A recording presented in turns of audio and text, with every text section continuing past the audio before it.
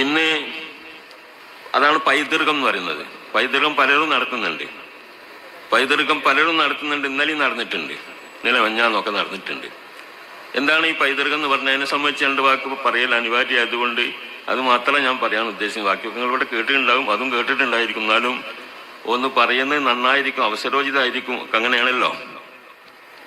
പാണക്കാട് മുറ്റത്ത് പൈതൃകം നടന്നു.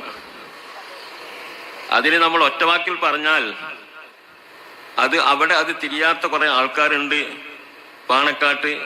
അത് തിരിയിക്കാൻ വേണ്ടിയിട്ടാണെന്ന് പറഞ്ഞാൽ അതായിരിക്കും ശരി. ആ പ്രസംഗം മുഴുവനും അങ്ങനെയാണ്. എന്റെ സ്നേഹിതൻ പൂക്കോട്ടൂർ പ്രസംഗിച്ചത് കുറെ ഞാൻ കേട്ടു ലൈവായി. അദ്ദേഹം പറഞ്ഞത് ബഹുമാനപ്പെട്ട ബാഫക്കിത്തങ്ങൾ, അത് പാണക്കാട് കുടുംബത്തിൽപ്പെട്ടതല്ലെങ്കിലും ഒരു കെട്ടുബന്ധങ്ങളൊക്കെ ഉണ്ട്. മഹാനാണ്, അള്ളാഹുവിന്റെ ഔലിയാക്കളിൽപ്പെട്ട ആളാണെന്നാണ് ഞാൻ പ്രസംഗിക്കാറുള്ളത്. ബാഫക്കിത്തങ്ങളെ സംബന്ധിച്ച് ഇവരവിടെ എത്തിയില്ല പറഞ്ഞിട്ട്. ബാഫക്കിത്തങ്ങൾ അള്ളാഹുവിന്റെ ഔലിയ എന്ന് പറയാൻ കാരണം, അദ്ദേഹം ഞാൻ പട്ടിക്കാട് പഠിക്കുന്ന കാലത്ത് അതിന്റെ പ്രസിഡന്റാണ് അദ്ദേഹം. പൂക്കോയത്തങ്ങൾ സെക്രട്ടറിയാണ്. ശംസുലുലമയും കണ്ണിയത്ത് ഉസ്താദും കോട്ടുമൽ ഉസ്താദും ഒക്കെ ഉസ്താദന്മാരുമാണ്. അങ്ങനെ ഒരു നിറഞ്ഞ ഇസ്ലാമിന്റെ ഒരു ഉയർന്ന ചിഹ്നങ്ങൾ പ്രകാശങ്ങൾ പ്രകാശിച്ചുകൊണ്ടിരിക്കുന്ന സമയത്താണ് നമ്മളവിടെ പഠിച്ചത്. അന്ന് ബാഫക്കിത്തങ്ങൾ വന്നാല് യോഗം കൂടും, കമ്മിറ്റി യോഗം കൂടും. കമ്മിറ്റി യോഗം വളരെ ശക്തമായിട്ട് ബാഫക്കിത്തങ്ങളും പൂക്കോയത്തങ്ങളുള്ള യോഗം ആയതുകൊണ്ട് എല്ലാ മെമ്പർമാരും ഹാജരുണ്ടാവും. ഫുൾ കോറായിരിക്കും.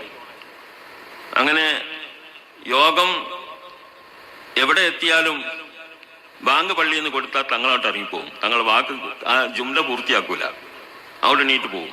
അപ്പൊ എല്ലാവരും ഇറങ്ങിപ്പോവും. നിസ്കാരം കഴിഞ്ഞ് വന്ന് ഭക്ഷണമൊക്കെ കഴിച്ചിട്ട് വീണ്ടും തുടങ്ങും. ഇതാണ് സ്ഥിതി. ഇത് മൂപ്പരുടെ ശൈലിയാണ്.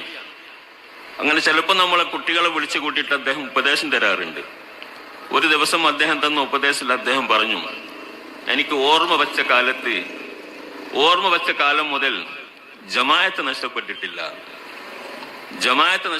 നിസ്കാരം നഷ്ടപ്പെട്ടില്ല എന്നല്ല. ആർക്കത് പറയാൻ കഴിയ? ഏതെങ്കിലും മൊഴിയാർക്ക് പറയാൻ കഴിയുന്ന?